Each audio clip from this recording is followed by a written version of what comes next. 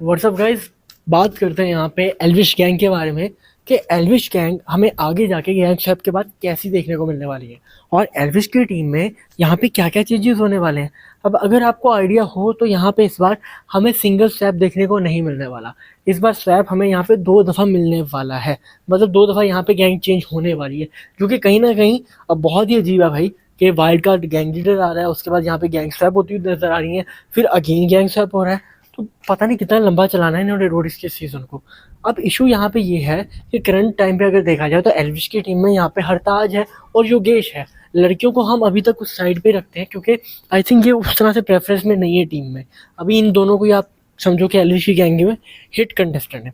अगर गैंगसैप होता है, गैंगसैप में यहाँ पे योगेश चला जाता है प्रिंस की गैंग में, और गुल्लू आता है, गुल्लू यहाँ पे चला जाता है प्रिंस की गैंग में। ठीक है, अब गुल्लू और योगेश जो कि कहीं ना कहीं एल्विश गैंग के फेवरेट हैं, चले जाते हैं यहाँ पे अलग गैंग में। और सेम उसी तरह हमें यहाँ पे जो हरताज है वो देखने को मिलता है गौतम की गैंग में। एक दफ़ा गैंगस्टैप हुआ और उस टाइम पे एल्विश की टीम से 3 प्लेयर चले गए।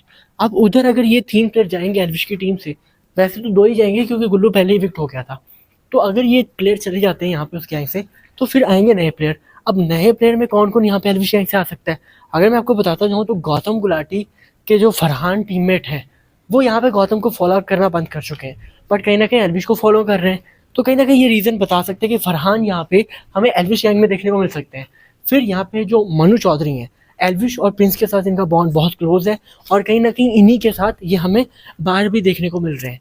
तो इसका ये भी चांस हो सकता है कि मनु चौधरी यहाँ पे हमें एल्विश की गैंग में देखने को मिले। अब चांस का मतलब हम प्रिडिक्ट कर रहे हैं कि भाई ऐसा हो सकता है, ये नहीं मैं कह रहा कि भाई ऐसा हो गया है। काफ़ी लोग ऐसी बातें सुने बगैर ही समझ जाते हैं और फिर आके अपनी टिप्पणियां देने स्टार्ट कर देते हैं कमेंट में कि भाई झूठ बोल रहे हो, ये वो फेक न्यूज़। तो यहाँ पे हमें मनु देखने को मिल सकता है, ठीक है, मैं अभी भी बता रहा हूँ कि देखने को मिल सकता है, ठीक है। उसके बाद यहाँ पे ऋषभ जो है, ऋषभ काफ़ी स्ट्रॉन्ग कंटेस्टेंट है और ऋषभ के भी चांसेस हैं कि वो यहाँ पे हमें एल्विश की टीम में देखने को मिल सकता है। अब एल्विश की टीम में एल्विश को 2 स्ट्रॉन्ग प्लेयर तो चाहिए। अगर आप 3 ना गिनो तो 2 तो हमें गिनने ही पड़ेंगे, और अगर 2 की बात करेंगे तो मुझे लगता है मनु चौधरी तो होना ही चाहिए। और सेकंड, अगर गुल्लू और योगेश दोनों एक दफ़ा गैंगस्टैप में नहीं आते तो यहाँ पे सेकंड जो मुझे लगता है वो फरहान एटलीस्ट होना चाहिए। बाकी मुझे नहीं लगता कि अभी के टाइम पे मनमीत या कोई और इस टीम में आने वाला है और एल्विश इनको उतना पसंद करने वाला है। ये टीम फिलहाल एल्विश की है। फिर जब सेकंड गैंगस्टैप होगा उसमें यहाँ पे गुल्लू दोबारा से एल्विश गैंग में आ सकता है। तो ये चीज़ यहाँ पे हम प्रिडिक्ट कर सकते हैं। बाकी आपका इसके बारे में क्या ओपिनियन है, कमेंट में अपना ओपिनियन ज़रूर बताओ guys. Thank you very much.